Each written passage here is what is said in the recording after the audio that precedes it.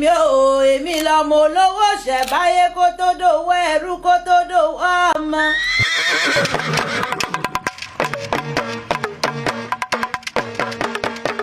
Welcome to Ijebode.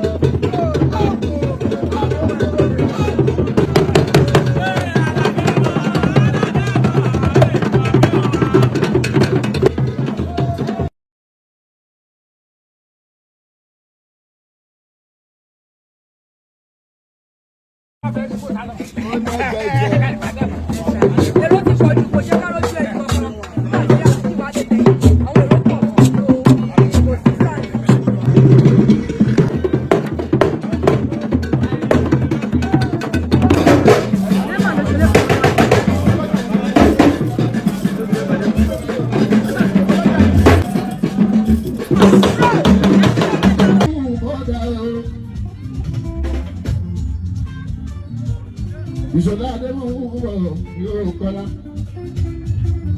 Ọkọ̀ tani bá àtúntò òfòrò ńlá. Ayọ̀ Ìṣọ̀lá òṣèlú Fani bá wà bí Ìṣọ̀lá ti dá dúró. Ó máa kú náà mọ́tò Ìṣọ̀lá kọ́lá. Àrẹ̀mú wọ́n kú lédè máa kú lédè wọn ní ẹ̀rọ.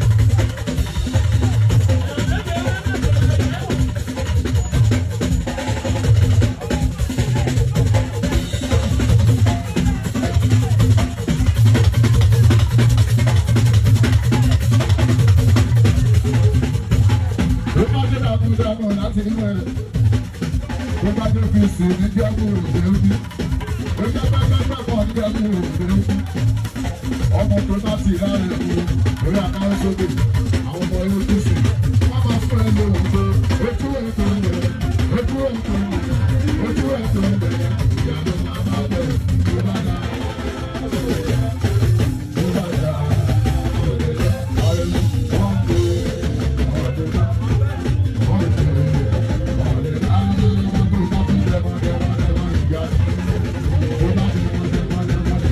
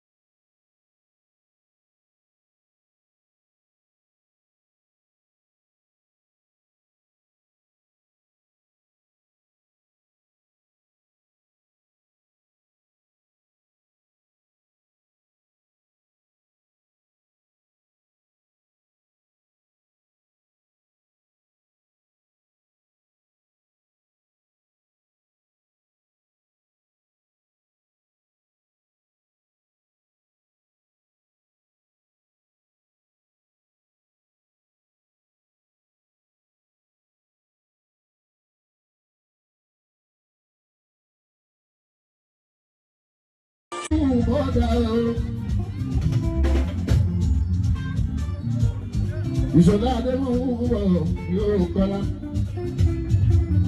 Ọkọ̀ tání bá àtúntò fòrò ọ̀la. Ìṣọ̀lá òṣèlú fẹ́ni bá ọ̀bì Ìṣọ̀lá ti dá dúró. Ó máa kú náà mọ́tò Ìṣọ̀lá kọ́lá. Àrẹ̀mú wọn kú lédè màmá kú lédè wọn ní ẹ̀rọ.